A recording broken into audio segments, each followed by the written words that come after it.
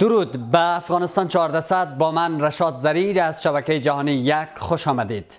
دیدار وزیر خارجه با دیپلماتان خارجی از سیاست اقتصاد محور امارات تا تمرکز منطقه بر امنیت. دیروز وزارت خارجه امارات اسلامی میزبان سفیران و دیپلماتان کشورها و نمایندگان سازمانهای خارجی بود که مولوی امیرخان متقی وزیر امور خارجه در این دیدار از کشورهای خارجی خواست که نگاهشان به افغانستان را دگرگون کنند. آقای متقی گفت کشورهای منطقه و جهان نباید تنها از زاویه امنیتی به افغانستان نگاه کنند و به جای آن باید بر تعاملات اقتصادی متمرکز شده و روابط را گسترش دهند. این در حالی است که امارات اسلامی سیاست خارجیش را اقتصاد محور اعلان کرده و کشورهای همسایه و جهان به ویژه پاکستان نگران تهدید امنیتشان از سوی افغانستانند. اما کشورهای منطقه چرا به افغانستان نگاه امنیتی دارند و سیاست اقتصادی امارات چه اثری بر جایگاه بین المللی افغانستان دارد؟ در برنامه امشام افغانستان 1400 پی پاسخهای احتمالی این پرسش و پرسشهای مرتبط می‌گردم با مهمانانم جناب آقای خلیل احمد نادم، آگاه روابط بین الملل که از لندن از طریق اسکایپ در برنامه هستند. جناب آقای نادم، ممنون از حضورتان و بیایید این گونه آغاز بکنیم که با توجه به گلایه آقای متقی از نگاه کشورها به افغانستان که گویا نگاه امنیتی دارند، شما چطور ارزیابی میکنید نگاه کشورهای همسایه را به افغانستان؟ خب، سلام خدمت شما، خدمت همکاران عزیزتان، خدمت بیننده های تلویزیون وزین یک، هر کسی که ما رو میبینه و میشنوه، ما سلام و احترامات خود تقدیم میکنم. و خب افغانستان بدون شک عضو جامعه جهانی است. افغانستان از جمله کشورهای اساسگذار سازمان ملل متحد است در سال 1946 و افغانستان از جمله کشورهای فعال در سازمان عدم انسلاک بود و عضو سازمان اعضای کنفرانس اسلامی است. افغانستان یعنی در تمام عرصه‌های سیاسی کشورها همیشه فعال بود. افغانستان حتی در شورای امنیت رئیس دوره‌ای شورای امنیت هم بوده افغانستان و چند مرتبه بوده. بنان افغانستان به حیث یک دولت و به حیث یک ملت عظیم جایگاه خود در جهان داره، ولی تحولاتی که در افغانستان به وجود آمده در 45 سال اخیر متاسفانه که اتوریته افغانستان کمرنگ ساخته و افغانها به اصطلاح از اون جایگاهی که داشتن متاسفانه که برخوردار نیستند. چرا؟ به چه دلایلی جناب آقای نادم؟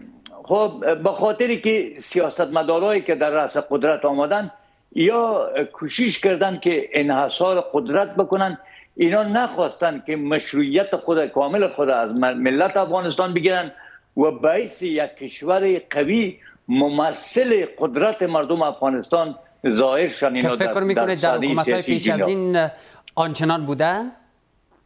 متاسفانه نه. متاسفانه اگر کشوری که بعد از داود خان، خود تا زمان داود خان واقعا که افغانستان جایگاه خود داشت و حتی در کشورهای مختلف مثلا جرمنی پول افغانستان چالش داشت، یعنی تا این سرحد در بیشتر کشورها پاسپورت افغانستان به ویزه ضرورت نداشت تا داود خان. بعد از اینکه کودتای 7 ثور شد، مداخله شوروی شد، اینجا امی سیستم جهانی برهم خورد. مداخله نظامی شوروی باعث شد که به اصطلاح تبر غربی‌ها دسته پیدا کنه و امریکا در صدد انتقام گیری از ویتنام که در ویتنام شکست خورده بود این را از افغانستان بگیره و به بهانه جهاد چیزی که توریست در دنیا بود اینا در داخل پاکستان آمدن، از طریق پاکستان وارد افغانستان شدن. متاسفانه که در همسایگی ما کشورهای مثل ایران و پاکستان است که کشورها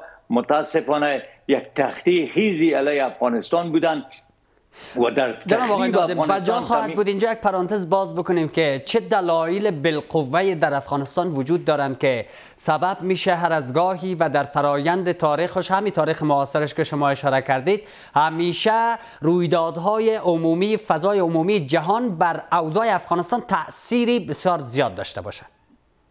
خب ببینین، در مجموع اگر در یک کشور در این کره زمین کدام اتفاق میفته، تاثیراتش در کل دنیا است. اما از نظر اقتصادی، اما از تقابل بین کشورها، برای که قبلا دو قطب وجود داشته قدرت، یک قدرت شوروی و اقمارش و کشورهای اروپای شرقی بود که در پیمان وارسا اینا تمرکز داشتن، و امریکا و اروپایی ها و متحدینش در پیمان ناتو. در هر کشوری که یک تغییر می آمد، مثلا او کشور رژیمش طرفدار شوروی سابق می بود، امریکا آرام ننشست و اونجا مداخله میکرد، بالاخره باعث از این شد تا که در او کشور یا سقوط کنه یا ای که به چالش بکشه یا به چالش بکشه کشور. همچنان کشورهایی که طرفدار امریکا بود بدون شک شوروی هم در اونجا بیکار نمی نشد.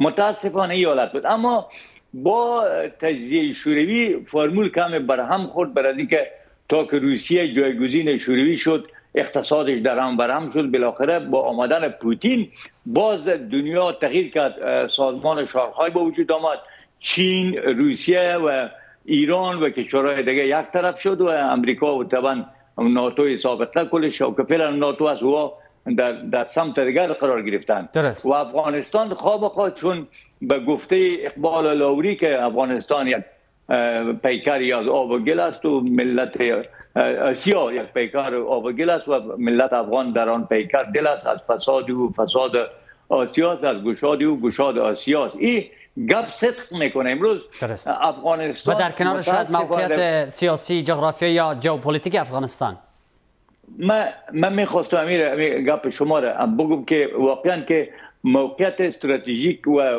ژئوپلیتیک افغانستان اینمی حالت آورده که در این 45 سال بدبختانه می جنگ که در افغانستان بوده مانی رشد نه تنها که افغانستان شده بر کشورهای آسیای مرکزی و دگام شده. یعنی افغانستان نزدیکترین راه برای وصل کشورهای آسیای مرکزی و آسیای جنوبی است و همچنان وصل هندوستان و پاکستان و بنگلادش و چین به غرب است، حتی از طریق ایران مثلا از طریق افغانستان کوتاه‌ترین راست.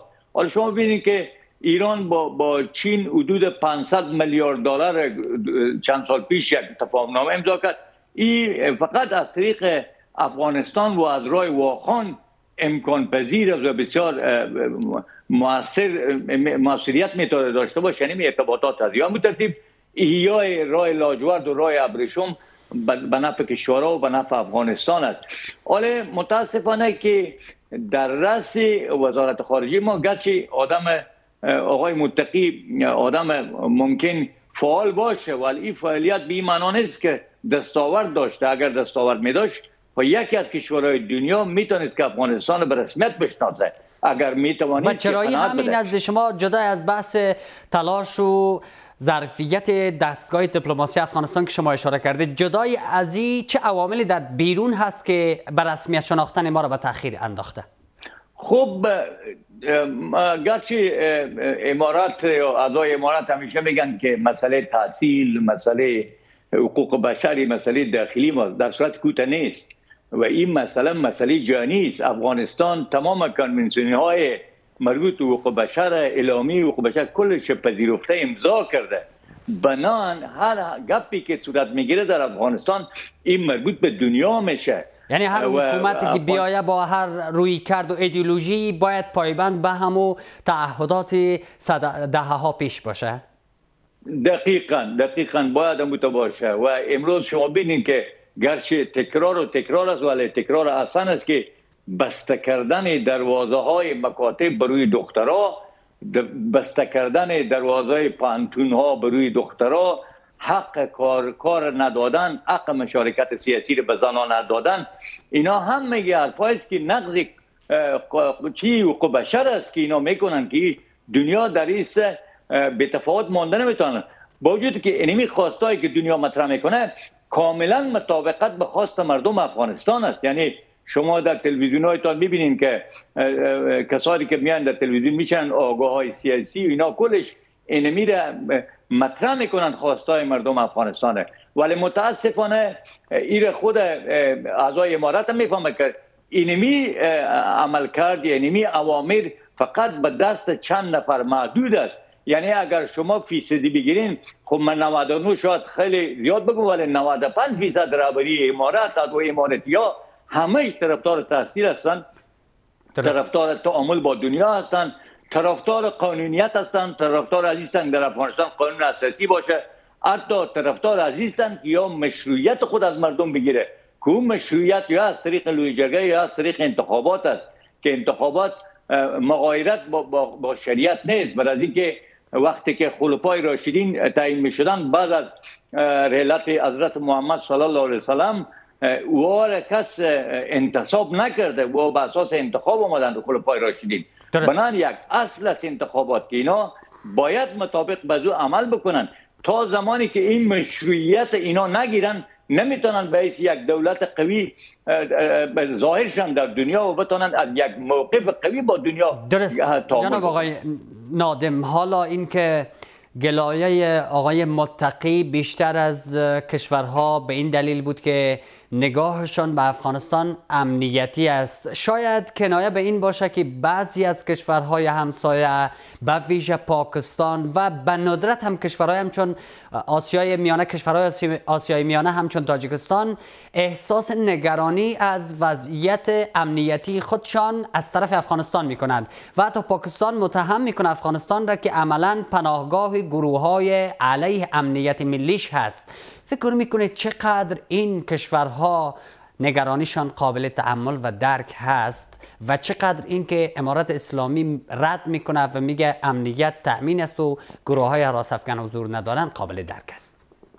خب از یک طرف میبینین که به اصطلاح امارات اسلامی یک رژیم به اصطلاحی که سه سال از آمدنش میشه از به اصطلاح در افغانستان حاکمیت گرفته و چنان و هیچ کشور دنیای به رسمیت نمیشناسد. سیستم بانکی ما مکمل مختل است، ما سویفت نداریم، انتقالات پول نمیشه، اقتصاد در هم و بر هم است.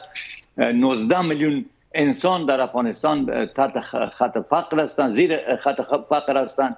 از این طرف هم ایران و پاکستان مهاجرین میکشه، امکانات به داخل افغانستان است.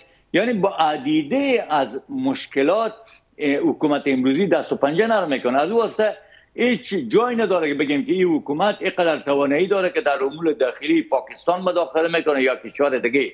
این مسئله دوم، ما در افغانستان مثل داریم، هم به پشتو هم داریم، میگه چیزی که کش کردی امور باید درو کنی. پاکستان در طول 45 سال مرکزی تربیه تروریستای دنیا بوده و تمام تروریستایی که از دنیا افراطیون یا می آمدن به داخل پاکستان یا را ترین میکرد، اینا روان میکرد به افغانستان. این مال که حال هم هست، اینمی داعش از کجا میایه؟ اینا خو ایتا نیست که به افغانستان پراشوت چه انداخته شه، یا کلش با پاسپورت با ویزه میایه به داخل پاکستان، در اونجا راجستر میشه، اونجا سپیشل برانچ یک بخشی از پلیس است که کسایی که میآیند با راجسترشان آدرسشان معلوم باشه. معلوم است. درست. حالا شما اشاره کردید داعشی که در افغانستان هر از گاهی جلوه میکنه به قول خودشان همون داعشی هست که در خاورمیانه بنگاه داره و یا اینجا بحث‌های استخباراتی و استفاده از نام داعش از چیزی که بعضی کارشناسا در افغانستان باور دارن؟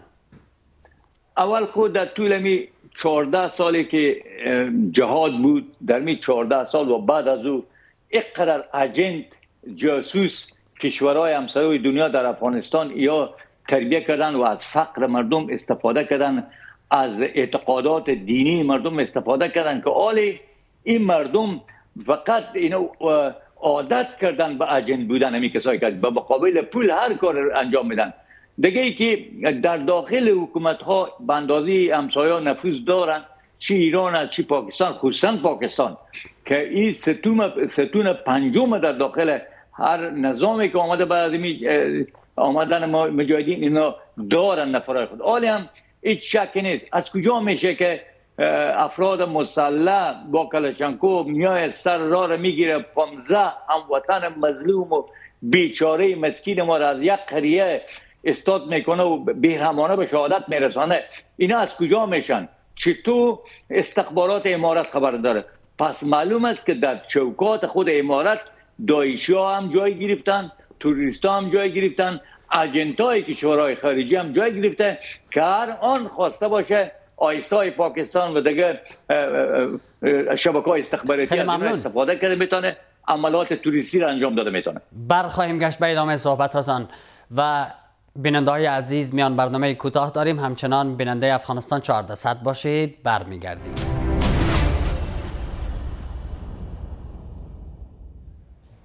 سلام دوباره و در ادامه صحبت های شما جناب آقای نادم، بیایید آنچه که به عنوان بدیل بر رویکرد کشورهای همسایه و جهان آقای متقی پیشنهاد کردن را هم مورد بررسی قرار بدیم از دید شما. این که اونا میگن سیاست کلی امارت اسلامی به ویژه سیاست خارجیش اقتصاد محور هست و با توجه به ظرفیت ها و قابلیت های اقتصادی افغانستان و در رابطهش با جهان بیایید نگاهتان را بجای امنیتی به افغانستان اقتصادی بسازید. شما چه فکر میکنید که این بدیل خوبی است؟ افغانستان رابطه اقتصادی با جهان داشته باشه میتونه مفید واقع شود به خود افغانستان، منطقه و جهان؟ هر علمی عالم ضرورت داره که او علم آموخته باشه و تطبیق کنه. چی در علم اقتصاد است، چی ساینس است، چی تکنولوژی است، هر بخشی از علم. زمان شما موفق میتونین باشین، شما زمانی میتونین که این اقتصاد مدیریت بکنین که شما کار به اهلش بسپارین. نظر به تخصص، شما کسایی که تخصص ندارن در یک جای مقررن، اونا روزمره میآموزن و به شرط که آموختن بتونن و استعدادش داشته باشن. در غیر از او اما کسایی که مطابق به رشته کار میکنن و برعلاوه که کار یاد دارن ابتکار هم کرده میتونن. بنان زمان ما موفق میتونیم باشیم که کار به اهلش بدین، نظر به تخصص، صرف نظر از اینکه او طالب است یا غیر طالب. اگر قرار بی باشه که ما بخوایم افغانستان انکشاف بدیم، افغانستان 40 میلیون نفوس داره، افغانستان خانه مشترک همه افغانات که از این 40 میلیون 10 میلیونش مهاجر است. 10 میلیون چیز 4 یا 5 میلیون در ایران است، 3 میلیون شاید پاکستان باشه و متبقی هم در کشورهای مختلف. و علما متخصصینی که در لابلای صحبت‌های شما مطرح میشه امکان داره در این جمع مهاجرین هم باشن؟ بله کاملا. من یک چیز براتون بگم، کسایی که به ایران رفتن، من تا جایی که مثلا ولایات دوردست افغانستان مثل بادغیس، غور، دگرها رو که شما ببینید، امی بچه‌هایی که بی سواد بودن رفتن اونجا کار یاد گرفتن، خصوصا کار ساختمانی ده. کار ساختمانی رو یاد گرفتن. اینا کلش فن است. نجاری رو یاد گرفتن، گلگاری رو یاد گرفتن، به اصطلاح نلدوانی رو یاد گرفتن. امیا کلش باعث کارگرای حرفه‌ای است که از یا باید استفاده شه.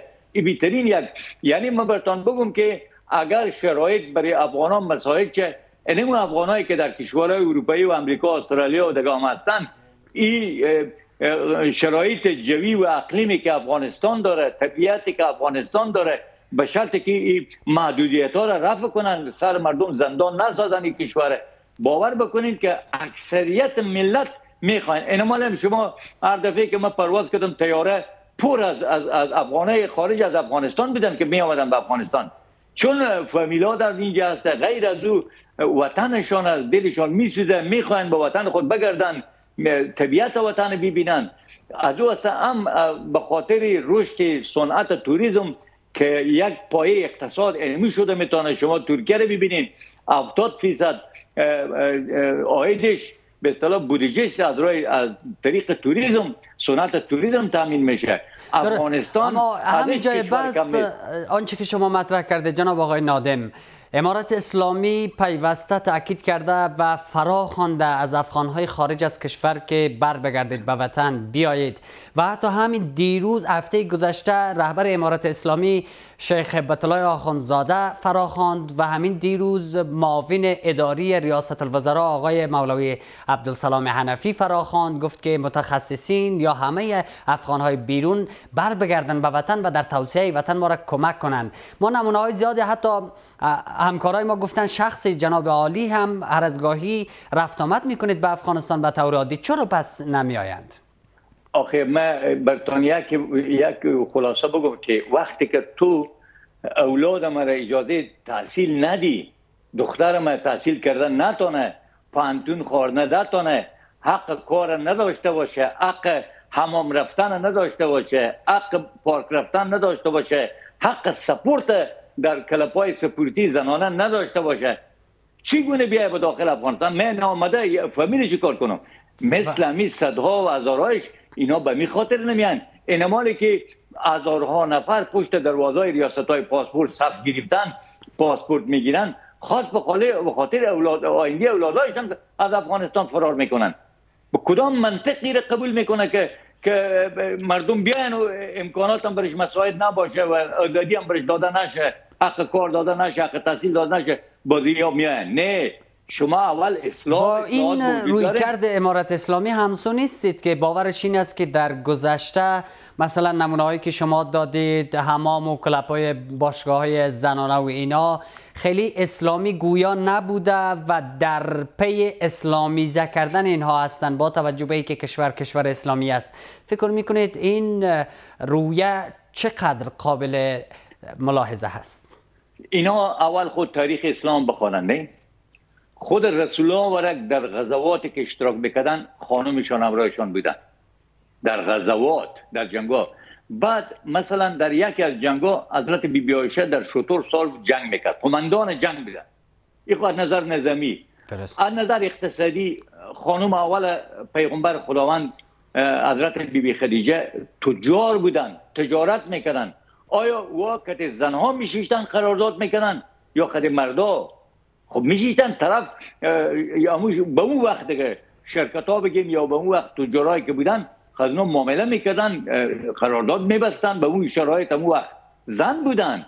و همون ترتیب یادم نیست که در زمان حضرت عمر بود که یک زن شاروار بود. همون مسائل بسیار زنده در اسلام هست. دیگه ای که 57 کشور اسلامی است بیان مطالعه بکنن که در کدام کشوری کاری که اینا کرده میکنن. آخی از خود سعودی فضانورد رفت به دنیا. به چی؟ معاون وزیر خارجه قطر زن است. نماینده دائمی امارات متحده عرب در ملل متحد زن است. حالا که امارات متحده عرب را شما اشاره کردید، دوباره با استفاده از همین فرصت و بهانه بگردیم یک بار دیگه به محور بحثمان که آقای مولوی متقی در دیدارش با سفیرا یک تأکیدی که کرد و اعلانی که کرد این بود که گفت رابطه افغانستان با کشورهای عربی در حال گسترش است و قطر و امارات و اینها از نمونه‌های بارزش بود. فکر میکنید که نگاه و دید و نظر کشورهای عربی به افغانستان چی است و تعاملات بیشتر ما با اونها در تمام زمینه‌ها چه تغییراتی را در برآیند خواهد داشت؟ خب ببینید که کشورهای عربی هم اختیار خود ندارن. امروز در امارات تمام حرفای چه، تمام اقتصاد چه، یا انگلیس یا امریکا و فرانسه پیش میبرد. اما ترتیب قطر ببینید نیروهای نظامی امریکا در اونجا است، در سعودی است. کجا اینا استقلال خود دارن که اینا با اینا حرف ارتباط میزنن؟ اینمی خود قطر حافظ منافع امریکا در منطقه است. ما چرا یاد نگیریم؟ حالا ببینید ژاپن ببینید که در جنگ دوم جهانی امریکا بمب اتم سرش استعمال کردن. شما ناگاساکی و هیروشیما را نامشان بلد هستین. اما در سیاست خارجی ژاپن در صفحه اولش آمده که منافع ملی ژاپن ایجاب میکنه که با امریکا دوستی داشته باشه. یا مثلا شما سیاست اندونزیا رو ببینید، مالزیا رو ببینید. اندونزیا که میگه ما میخوایم که صفر دشمن داشته باشیم، با کل دنیا دوست باشیم. خود صحیح است که اینا هم میگپا رو میخواین، اما در عمل اول باید اینا با مردم خود آشتی کنن، اول باید که خواستای ملت عملی کنن، چیزی که ملت میخواد. دوم مثلا قانون اساسی بسازن. امو دولت که عبارت از عناصر سگانه داره تشکیل کنندهش که عبارت از پارلمان است، قوه اجرایی و قضاییه، او را درست بسازه. او روز مدرک یک کسی در یک تلویزیون صحبت میکرد، یک ریش سفید بود، گفت پسر من در مکتب درس میخونه، معلم جیولوژی از یک مولوی صاحب است. میگه بچه که سوال میکنه، مولوی صاحب میگه والا من این خونه میفهمم، رشته من نیست. خب که تو رشته نیست، اول چرا قبول کردی؟ با چرا همون کسی رو مقرر میکنه دی رشته؟ اگر شما میخواین که به مولا صاحبا، به مولوی صاحبایی که واقعا ما احترام برشان داریم، برشان کار پیدا کنین، ببرین وزارت شؤون اسلامی، برین وزارت یا انکشاف، یا جایی که کار سرشان کار بکنین، یا معاشای دبل برشان بده که به اطلاع در پالیوتان است، اما کار به اهلش بسپارین. مثلا وزارت‌های سکتوری که ضرورت به مثلا ترانسپورت، معادن، انرژی و آب، دیگه وزارت‌ها را کلش باید متخصصین شیشته باشه که یا را بتانه مدیریت کنه و به افغانستان به یک سمت و سو بره. درست. و حالا بیاید آرام آرام بریم به سمت راه حل ها و به سمت پیشبینی آینده. اول اینکه ما چه کار، درست شما اشاراتی کردید ولی کمی مفصلتر و سنجیده تر اگر بخوایم پیشنهاد بکنیم به امارت اسلامی راه را از دید شما که گام به گام به کدام سمت بره که اول آنگونه که شما تاکید کردید در موارد داخلی بتانیم به ثبات در تمامی ابعاد برسیم و بعد روابطمان را با منطقه و جهان بازسازی و ترمیم بکنیم و بعد به رسمیت شناخته شود افغانستان و جایگاه افغانستان دوباره در سطح داخلی و بین المللی تثبیت شود. خب اولین کاری که امارت میکنه باید که فوراً امر کنه که تمام مکتبای بالای صنف 6 باید باز شه، پانتونا برای دخترها باز شه، حق کار برای زنها داده شه. اینمی اول کاری که باید بشه. دیگه بیاین که کار به علش بدن، یک لوی جرگه دایر شه، نماینده ملت به شکل انتخاباتی از سر تا سر افغانستان در این لوی جرگه اشتراک کنن که ملت نماینده خود واقعی خود ببینن، بعد سر مسائل یک اجندا برش بسازن، سوال ها مطرح کنن که چرا افغانستان به رسمیت شناخته نمیشه، چی مشکلی برای افغانستان وجود داره، چطور ما سر از این مشکلات فائق بیاییم و چی کارهایی باید بکنیم. در این سوالایی که مطرح میشه در لوی جرگه سازی بحث کنن. یک قانون اساسی مطابق شرایط امروزی باید که او تدوین شه، بالاخره از طریق لوی جرگه پاس شه و نوعیت نظام باید یا تعیین بکنن. حالا مثلا شخصا من پیشنهاد میکنم که مثلا اگر اینا امیرالمومنین میگن، حتی به داخل افغانستان مورد قبول مردم نیست، چی جایی که باید دنیا بیان ایده قبول کنن که امیر امارت اسلامی امیرالمومنین دنیا باشه. نه، چیزی باشه که عملی باشه، واقعی باشه، روی از او باید تصمیم گیرن که این نام رئیس دولت چی باید بمانه، اینا کدام نوع دولت در افغانستان باید باشه، کدام اجزای متشکلش باید باشه. اینا همه که ضرورت سر از این باید کار بشه، از طریق لوی جرگه به تصویب برسه.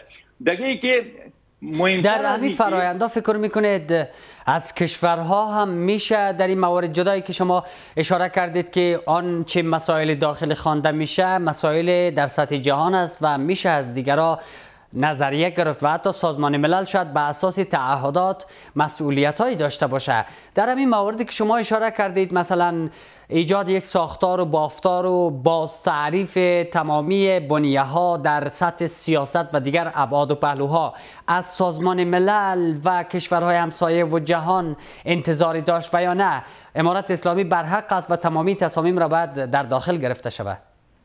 من فکر میکنم که سازمان کنفرانس اسلامی بیترین الگو، بیترین یک نهاده که میتونه بر افغانستان کمک کنه و کشورهای مثل مالزیا، اندونزیا، کشورهای اسلامی که واقعا پیشرفت کردن و خوب پیشرفت کردن، اینا میتونه الگو برای افغانستان باشه. از اینها باید متخصصین آورده شه، علمای جهید اسلام به خاطر حل این معضلاتی که با کمال تاسف که مولای ما فقط اونها دیدشان دید بعضی مدرسه های داخل پاکستان است و وسیع‌تر ندیدن.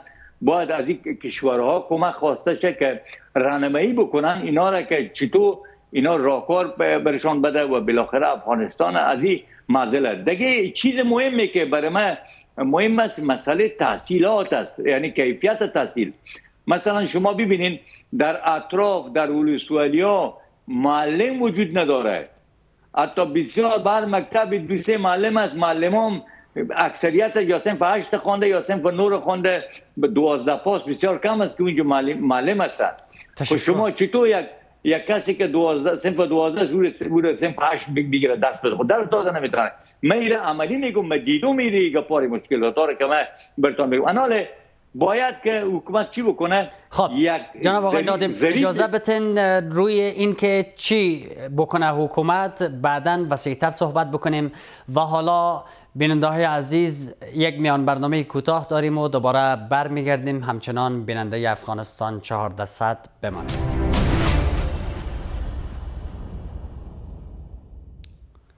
سلام دوباره و ممنون که همچنان پای برنامه نشسته اید و ادامه بحث با آقای نادم که داشتید روی صحبت میکردید که امارت چه باید بکند و میشه گام های بعدی را بشمارید. خب من پیشترم گفتم که توجه به علم به معارف باید زیاد شه. پس اجازه بدید من یک دخالت کوچکی دیگه هم کنم آقای نادم.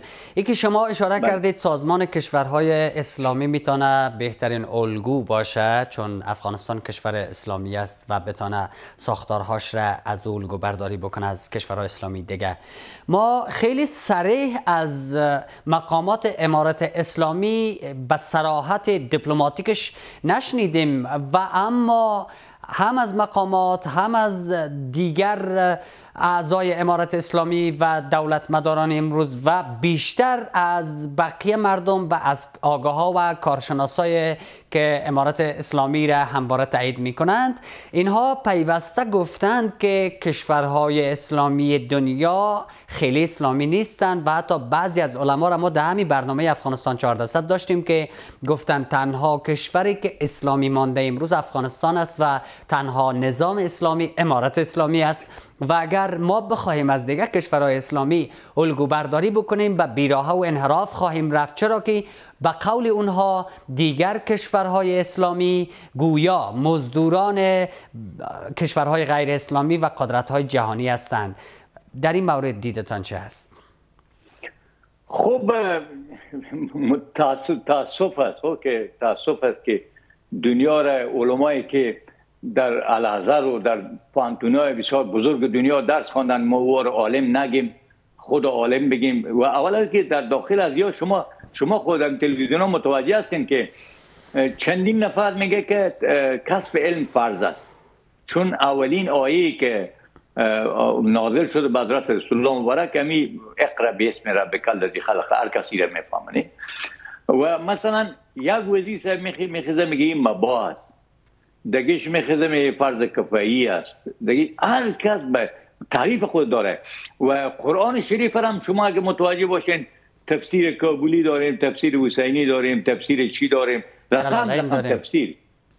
اینا هر کس به شکل تفسیر کردن. پس معلوم است که هر کس از دید خود معنا میکنه و معنا خود یک چیز است تفسیر میکنه. نه حتی اگه شما متوجه باشین دین خود اصل دین است، ولی چرا 4-5 مذهب است؟ 4 مذهب هست، یکم جعفری، 5 مذهب. چرا 5 مذهب است؟ چرا یک مذهب نیست؟ اگر واقعا دیده باشن مثلا رسول الله مبارک دیدن چی رقم نماز خواندن، کلش باید یک رقم نماز بخونن، چرا نیست؟ پس معلوم است که در این مسئله شریعت و دین هم دید واحد وجود نداره. وقتی که دید واحد نداره از او سینا میگن که او برای ما کشورهای دیگه برای ما قابل قبول نیست. ولی دین اسلام دین عصر گفته میشه. دین عصر یعنی مطابق به شرایط. شما ببینید در اون وقت شطور بود، در اون وقت طیاره نبود، در اون وقت موتور نبود، در اون وقت باسکل موتورسیکل نبود، در اون وقت برق نبود، موبایل نبود، کامپیوتر نبود.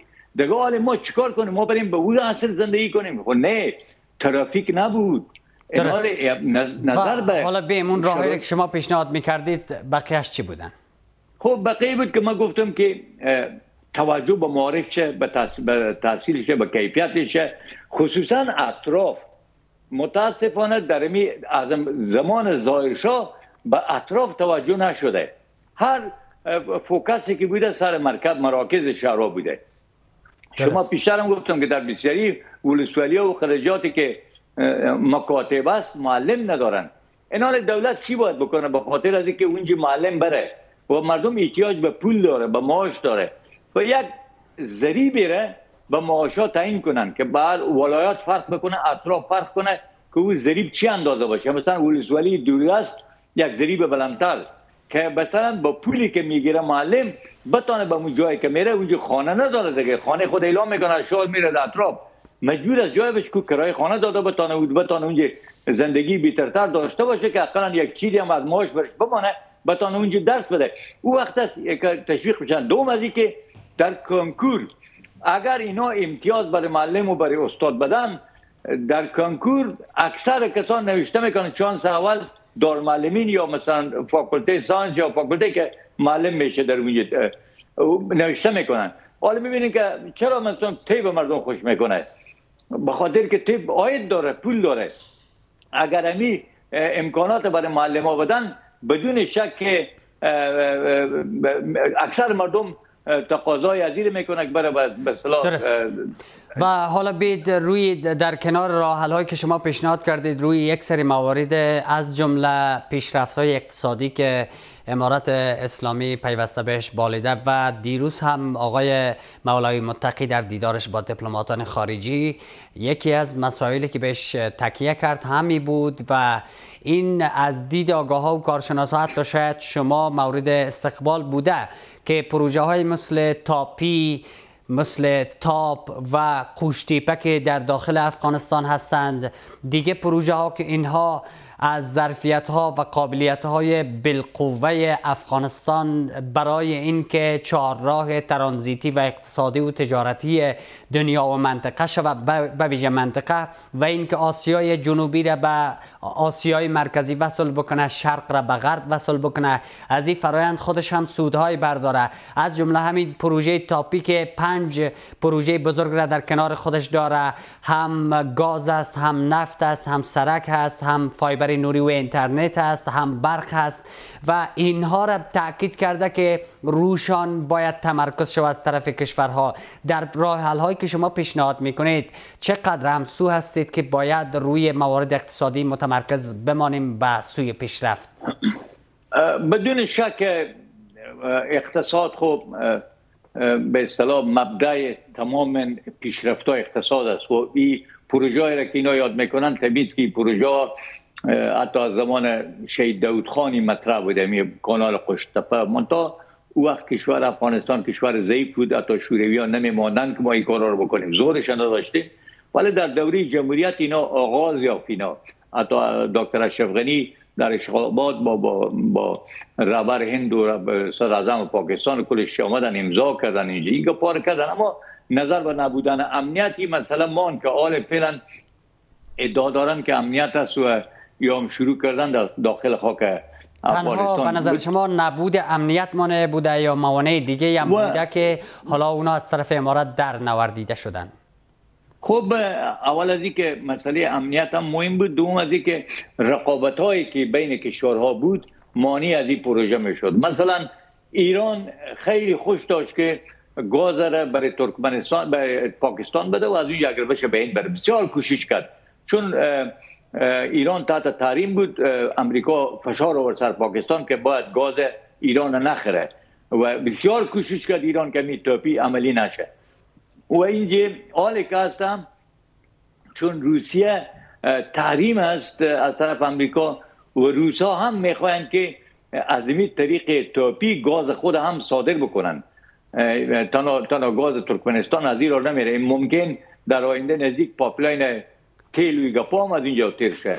و بدون شک اقتصاد به نفع افغانستان است. فایبر نوری اگه میشه یا کاسای 1000 میشه یا تاپ میشه، اینا میگه به نفع افغانستان است و به نفع منطقه هم است و باعث به وجود آمدن امنیت هم میشه که اقتصاد مردم تقویش، مردم دیگه تفنگ نمیوردارن کوشش میکنن که در پی اقتصاد باشن و به اصطلاح زندگی خود درست. در لای همین بستان شما از آغاز تاکیدتان برای بود که باید ما سیاست‌های داخلیمان را دگرگون بکنیم تا در نظام بین الملل بتانیم اوج بگیریم یا دست کم از آنچه انزوای سیاسی گفته میشه برون بدراییم.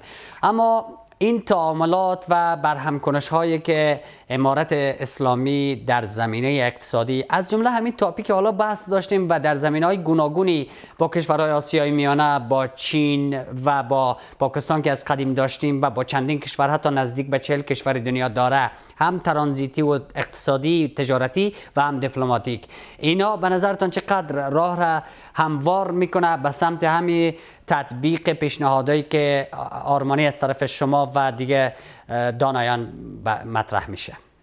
خب خط آهن از جمله شارگاه اقتصادی ترانسپورت در مجموع خط آهن چون ارزان تمام میشه.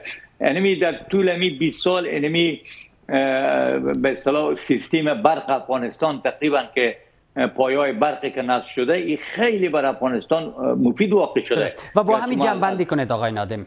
خب بنان من میگم که اگر توجه زیاد سر خط آهن شه، سر سرکای افغانستان شه، واخان وصل کنیم ما به ایران، مثل از این طریق که ما بیایم از شمال افغانستان بریم تا بعد از کندوز و فاریاب و شبرغان و بادغیس و هرات، این راه بیترین راه است که هم به آنچه راه ابریشم قدیم بود منظورتان است از دهلیز واخان؟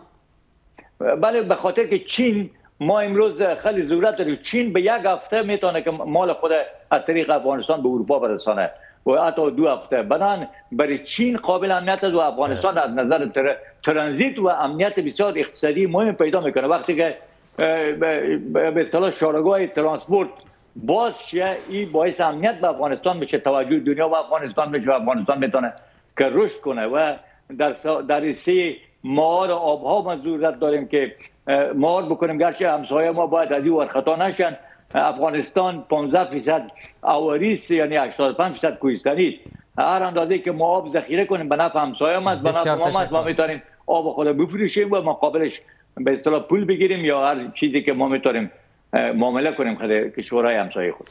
خیلی سپاس و امتنان از شما جناب آقای خلیل احمد نادم، آگاه روابط بین الملل، از حضور صبورانتان در برنامه امروز و همچنان جناب آقای ادریس محمدی زازه، آگاه سیاسی که متعهد بودن تشریف بیارن و دلایلی که مشکلاتی که به ایشان پیش آمد نتونست تا آخر برنامه حضور پیدا کنه که انشالله در برنامه‌های آینده ایشان را هم خواهیم داشت. و سپاسگزار شما بیننده‌های عزیز که بیننده امروز امشب افغانستان 1400 بودید. تا دیدار فردا شام، خدا نگهدار.